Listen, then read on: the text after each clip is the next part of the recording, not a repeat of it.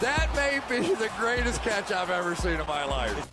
All right, this is the video right here. Okay, I need you to go put this in a special folder. Add this to your watch later. That way, a year from now, next offseason, we can revisit it. We can go and maybe ask ourselves, how stupid is this guy? How stupid is Mason? We're putting ourselves out on a limb before the NFL draft. My official top 24 rookie rankings finalized, looking very different from the beginning of the offseason.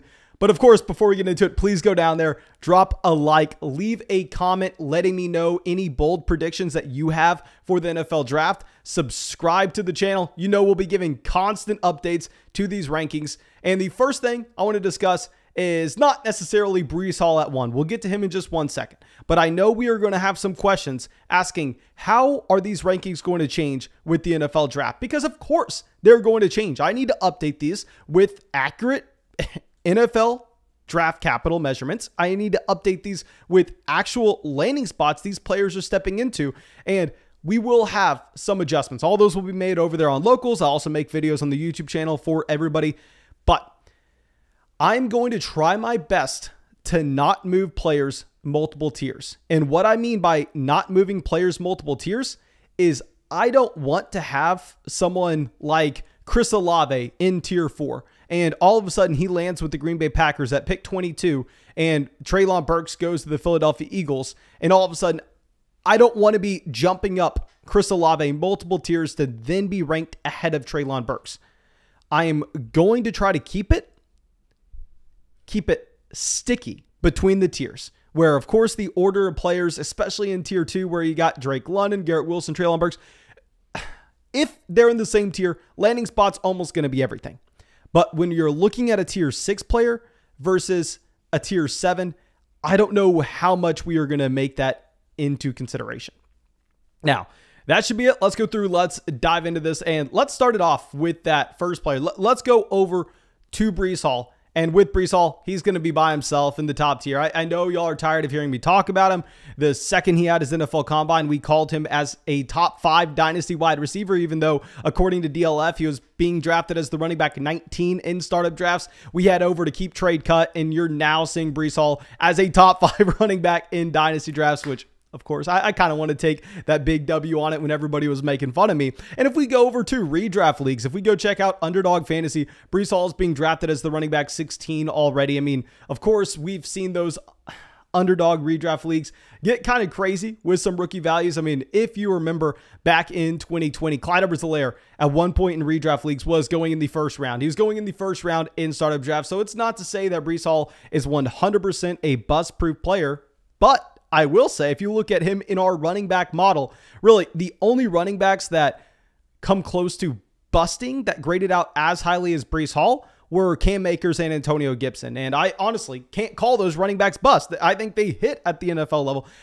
Breece Hall, I love him. I'm hoping that he ends up going round 1 to the Buffalo Bills. I'll say it's probably not going to happen. If I had to bet where Breece Hall goes, I bet he goes at the beginning of the second round. And I know we've had a lot of people saying, okay, well, what's the difference between going at pick 25 and pick 35? Like, is there actually a big difference between the first and second round, or are we overrating it? I will say it's not just 10 picks. There is a difference between going in the first and the second round because of that 5th-year option that these NFL teams get. If y'all remember, this is why the Baltimore Ravens traded up in 2018 to pick 32 instead of early in the second to make sure they get Lamar Jackson with that 5th-year option. These teams will value those picks, I don't want to say significantly higher than the second round selections, but it wouldn't just be a 5-6 pick gap if he ends up going in the first.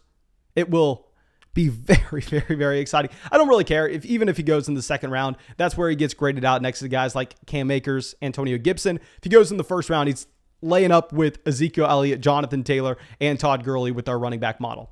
But let's go down to tier 2. Let's start it off with our second player in Malik Willis. Now with Malik Willis, I know there's been a lot of chatter about him now all of a sudden being the second player off the board. I am uncertain this is actually going to happen.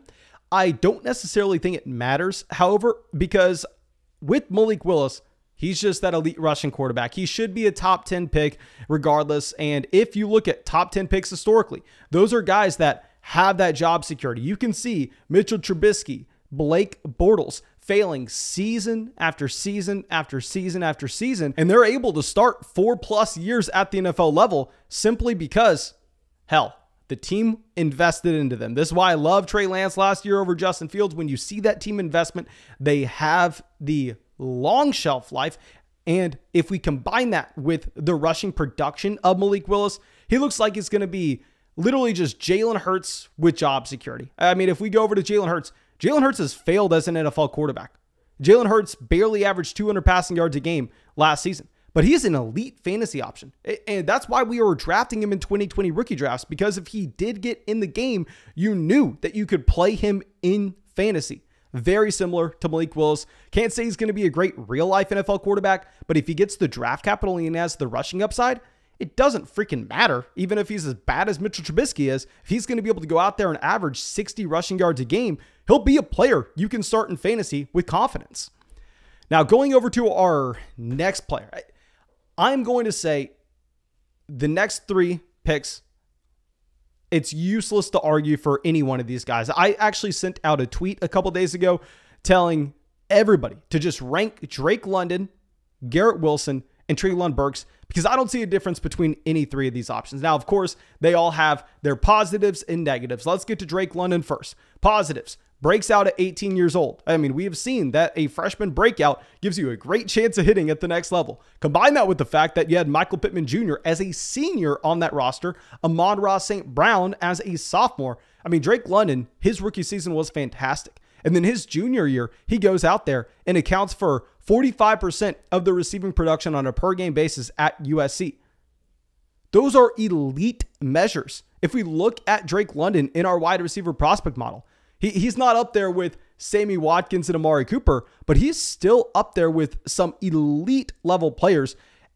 And what I am slightly worried about, just slightly, is the potential landing spot that we are going to have, given the fact that he's not falling to pick 22. He's not falling to the end of the first round where you have teams like the Packers, the Bills, the Cowboys, the Chiefs. That's not happening for Drake London.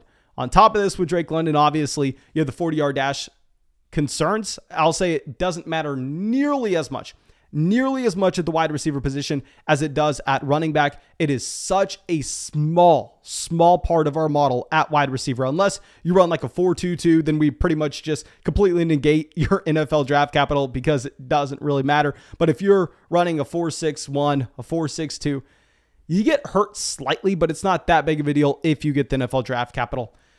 So I don't know who we want to have as our wide receiver 1 in quote-unquote dynasty talent between Drake London and Garrett Wilson. Garrett Wilson's going to be our next guy. Garrett Wilson, I mean, he never got to that 45% production mark in his actual college offense, but it's because he's playing with possibly the best group of wide receivers of all time. I mean, in 2020, that's the year we actually used for our wide receiver prospect model with Garrett Wilson because it's his best year. If you're looking at his season in 2020, he checks the box with his production. He also does so in an offense that had Chris Olave, Jameson Williams, we'll talk about him later on, and Jackson Smith and Jigba. Unbelievable. 3 first-round talents at the wide receiver position playing alongside Garrett Wilson. He breaks out as a true sophomore with Justin Fields at quarterback. He checks every box. He has the athletic profile you look for. He's probably going to be the first wide receiver off the board in the actual NFL draft. The issue, yet again, is the landing spot. He's not going to be able to fall to those teams you really want to see. He's not going to be able to fall to the Green Bay Packers, where Treylon Burks can actually make it there. Treylon Burks has been falling in NFL mock drafts. He's also been falling in Dynasty rankings. I previously had him as the wide receiver 1 in this class. The reason that he fell was not necessarily because the NFL Combine. It was not because NFL mock drafters lowering him down. The reason he's fallen in our own models, we created that model this offseason, and we found, based on our historical research, how important it is to adjust to the receivers that you are playing alongside of to contextualize how impressive your production was. Garrett Wilson, Drake London playing alongside other NFL caliber talents, that really does make a difference in seeing, Drake London at 45% of that production. We can assume one of those other wide receivers at USC will make it to the NFL. That's much more exciting than being able to get to that same production mark at Arkansas when it looks like none of the wide receivers on that Arkansas roster are going to be NFL draft picks. But I kind of say this tongue in cheek because even if Treylon Burks maybe is not our favorite wide receiver out of this grouping going into the NFL draft, hell, in the NFL draft, he can end up sliding up to the very top of this tier if he falls to the Green Bay Packers. Now let's drop it down a tier. Let's go down to tier 3 here. We're going to have Kenneth Walker and Kenneth Walker alone. I mean, with Walker, he is an elite athlete. He has the size to handle 20 plus touches at the NFL level. The issue is just was not used as a receiver at Michigan State. Now, I understand a lot of people are going to say, oh, well, Mason, he can be used as a receiver. Look at his receptions in high school, yada, yada, yada. I mean, if we go back to 2014 and we look at the running backs that went in the first or second round that had the same college target share that Kenneth Walker did or lower, really none of them, and I repeat, none of them turned into receivers at the next level. I really think that Kenneth Walker is going to be J.K. Dobbins. I think that he's going to be a very efficient running back that's used primarily on first and second down. He's not going to just be a complete non-factor like Derrick Henry, only averaging 1 reception a game. Maybe he gets up to 1.5, 1.8.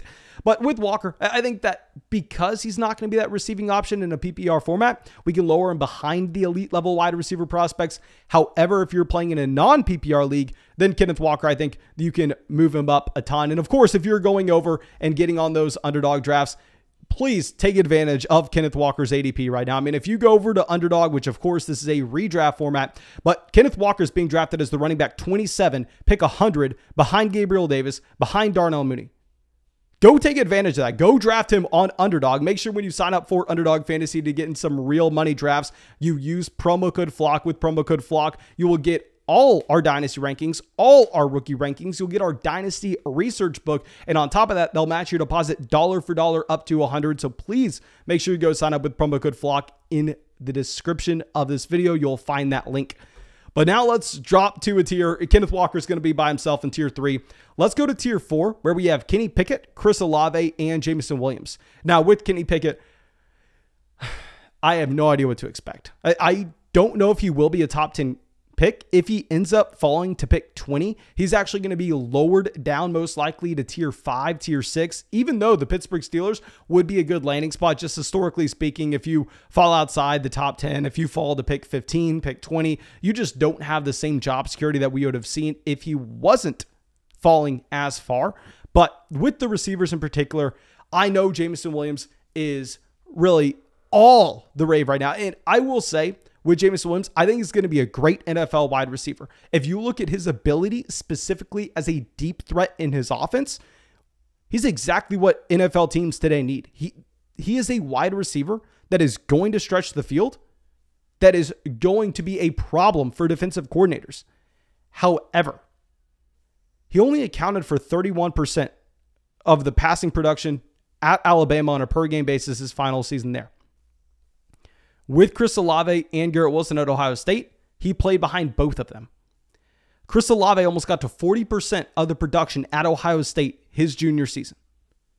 So I see no reason to assume that Jameson Williams is going to be able to command the same volume that we have seen from Chris Olave previously. So I'm going to be ranking Chris Olave over Jameson Williams, even though I can understand that from a real life perspective, when you're not necessarily just drafting wide receivers to rack up fantasy points because you're not playing fantasy football, you have to take into account how the wide receiver is going to affect other pieces in your offense.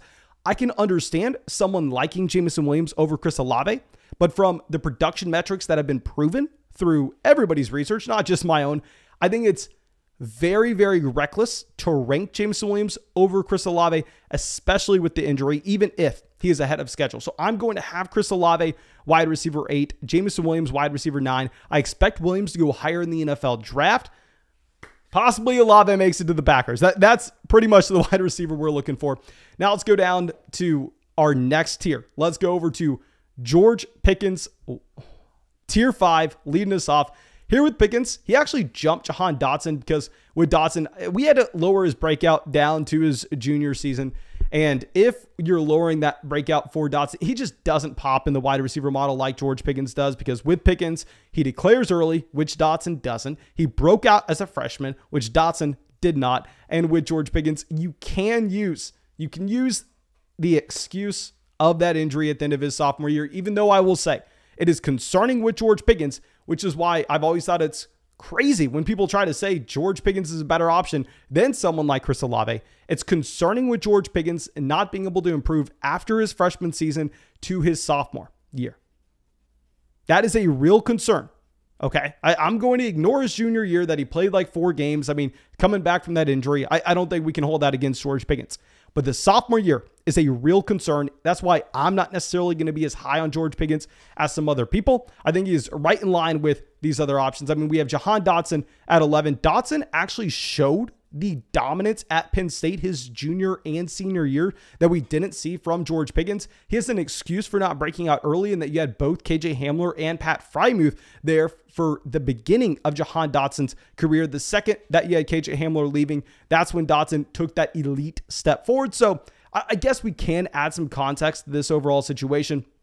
But he stays all 4 years, which you hate to see from a hit rate perspective, and at the same time didn't break out until his true junior season, which isn't great either.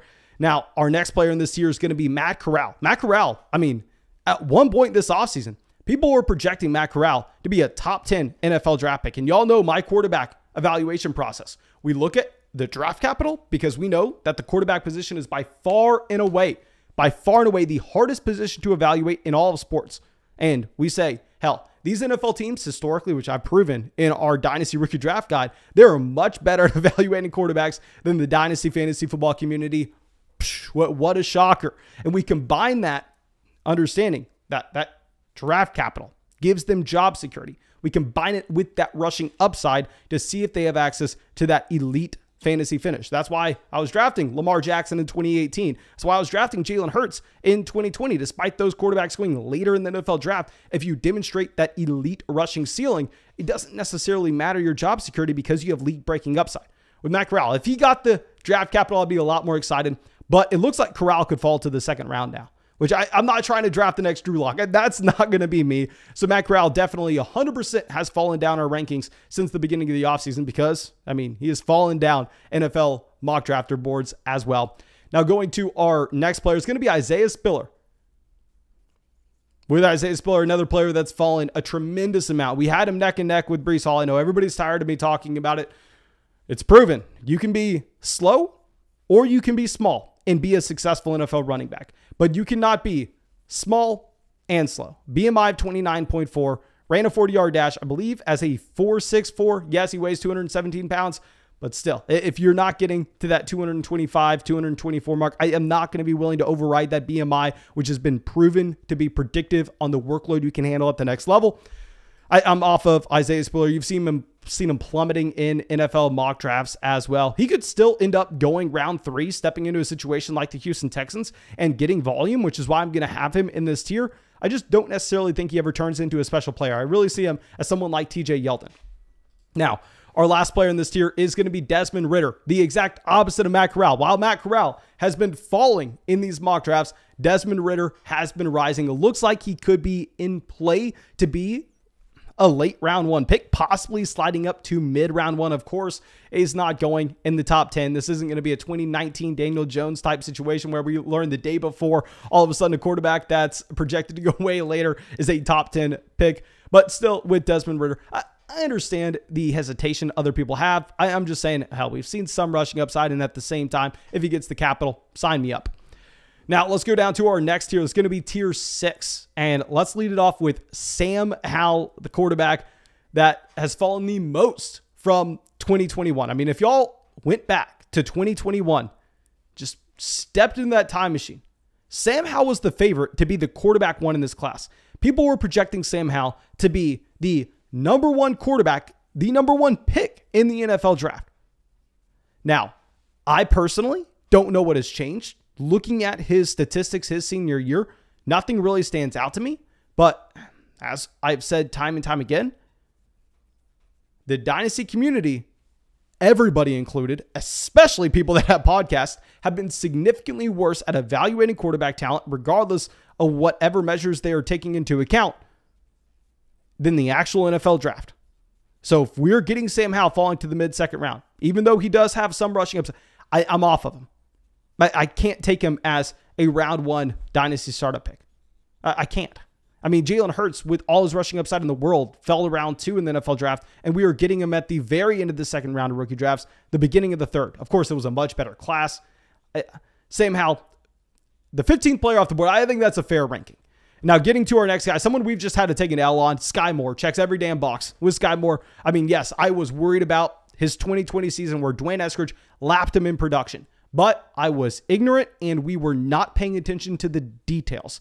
With Sky Moore, yes, we can look at it from a per game basis, but at the end of the day, that season was cut due to COVID. I mean, he only played 5 games. Dwayne Eskridge played like 6 games. Okay, so for us to overvalue that small sample, and on top of that, Sky Moore was 19 years old. Dwayne Eskridge was pushing 23. It's crazy for us to overvalue that small sample. At the end of the day, Sky Moore broke out as a freshman, declared as a junior. His junior season, he showed that dominance. On top of this, he's going to be drafted most likely in round 2 of the NFL draft. He had the athletic profile you look for at the combine. He checks every single box. I'm fine, Sky Moore, as the 16th player in these rankings. We're just taking our L. I said that he wasn't anything special compared to Justin Ross, compared to Wan'Dale Robinson at the beginning of the offseason, and I was flat out wrong. Now, let's get to our next player. Going to be Christian Watson, another big-time riser this year. And with Christian Watson, he checks pretty much every box. The one red flag you have on the profile is going to be the fact that he didn't come out until after his senior year, which historically speaking is horrible. But as I said in a video a couple days ago, Christian Watson's the one player I'm willing to give the COVID pass because remember, I mean, in 2020, this was a team that did not play until the spring.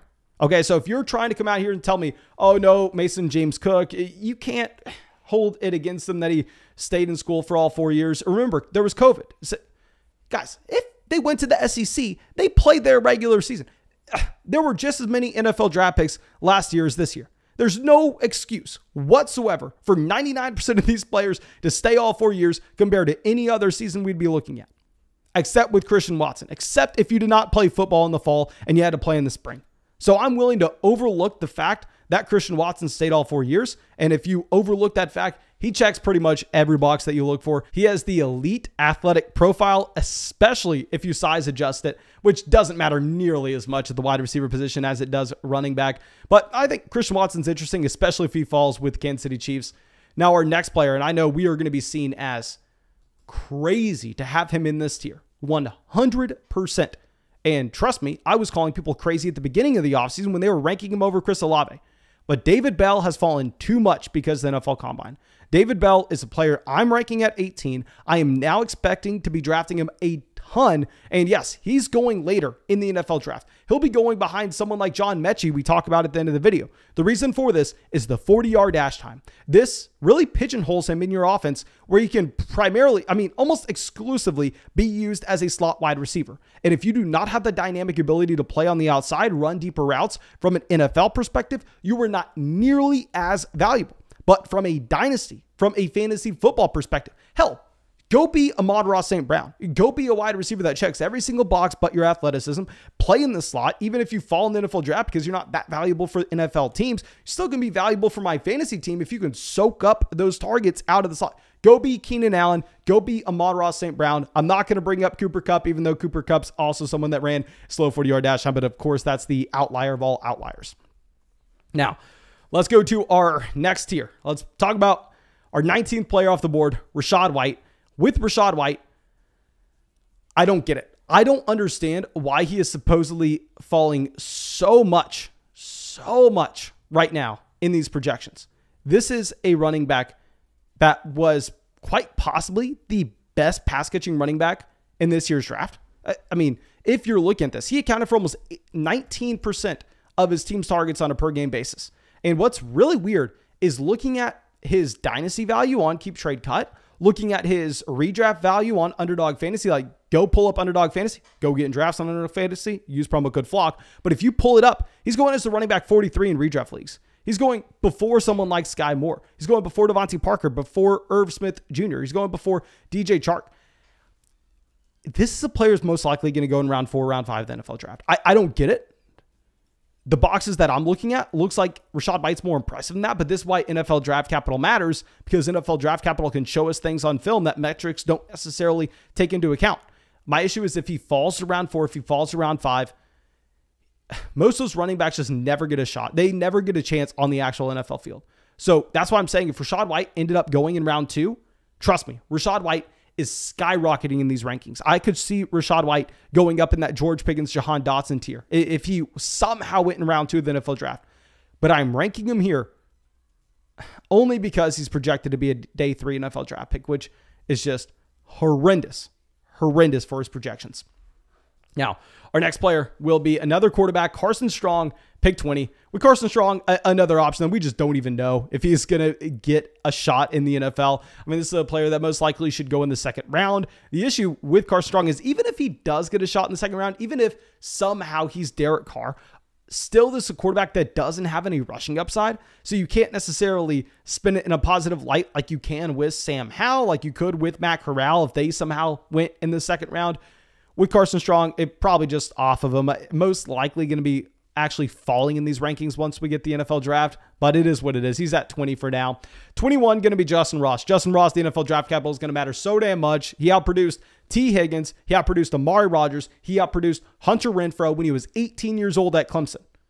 I'm pretty sure, I believe it was 71 receiving yards on a per game basis for Justin Ross his rookie season. His freshman year, 18 years old. He averaged 71 receiving yards a game at Clemson. Hunter Renfrow, when he was a fifth-year senior, Hunter Renfrow was a senior, and he had 36 receiving yards per game in that same offense that same year. Justin Ross doubled the man in production. That is the talent Justin Ross has in his range of outcomes. Now, of course, the issue is the neck injury. He has surgery in his senior year. He just simply isn't close to the player that he was his freshman year. But you can make the excuses. You can say, hell, maybe this is a player that just needs some more time to rehab. He needs some more time to get back to it. Maybe he gets back to that ceiling that he showed us when he outproduced T. Higgins at a younger age in the same offense. Yeah, he has his red flag, and the NFL draft capital is going to tell us a ton about that neck injury and the availability of Justin Ross at the next level. If he goes in round 2, if he goes in round 3, I'm going to be skyrocketing him up these rankings, but this could be another player that ends up being a round 5, round 6 pick. Like you could see him being Equanimeous St. Brown from, I believe, 2018. I think that was Equanimeous St. Brown. But yeah, falling way, way later than most people expected. So Justin Ross, a wide range of outcomes. And another player very similar to David Bell that at the beginning of the offseason, I was saying, hell, he's overrated, ignore him. But now he's interesting is Wan'Dale Robinson. Wan'Dale Robinson checks every box. Broke out as a freshman. Displayed complete dominance his true junior year. Then declares early for the NFL draft. Is a good athlete at the same time. The issue is the size. He's way too small. If Wan'Dale Robinson was the size of George Pickens, I can tell you right now he would probably be a top 3 pick in this draft. Like he would probably be right there alongside Drake London, Garrett Wilson, Treylon Burks. So yes, I know you don't have to tell me in the comment section how small he is. That's why he's ranked this far down to begin with. But what we are looking for with these players, late round 2, the beginning of round 3 in rookie drafts, is we are looking for players that check some elite boxes on their profile that have one red flag that we can point out. Justin Ross, the one red flag is the injury. Wan'Dale Robinson, the one red flag is the size. Of course, these are not going to be 100% guarantees to the next level. I think they're worth taking that shot on. Now going to our next tier, our last tier in this video, we are going to have Trey McBride and John Metchie. Trey McBride, don't really need to talk about him. It looks very similar to someone like Cole Kmet coming out. Just nothing special, but does check a lot of boxes. John Metchie is a player that right now should go ahead of someone like David Bell in the NFL draft. And we are simply having to trust the NFL film. We are having to trust the NFL film talent evaluators with John Metchie because this is a wide receiver. We've never seen him have a fair shot. At the beginning of his career, he played with Henry Ruggs, Jerry Jeudy, Devonta Smith, and Jalen Waddle. The end of his career, he played with Jameson Williams. He's never had a fair shot. What I will say is if you look at his production compared to Jameson Williams on a per-game basis this past season, they're not that different. I believe it was like 14 receiving yards per game that they were off of. So John Metchie is interesting. I'm assuming he goes early round 3 of the NFL draft, which I think at that point, we can almost just trust the NFL film talent evaluators in what they saw from John Metchie at Alabama and just kind of close our eyes and draft him. Now, of course, thank you so much for being a part of the flock, supporting the channel. Really hope you enjoyed this video. Please go down there, drop that like, leave a comment, and subscribe. And I hope we get to see you with the video tomorrow. Or actually, we're probably not going to have a video tomorrow. We're probably going to be watching the draft in a couple days, though. And yeah, have a great day.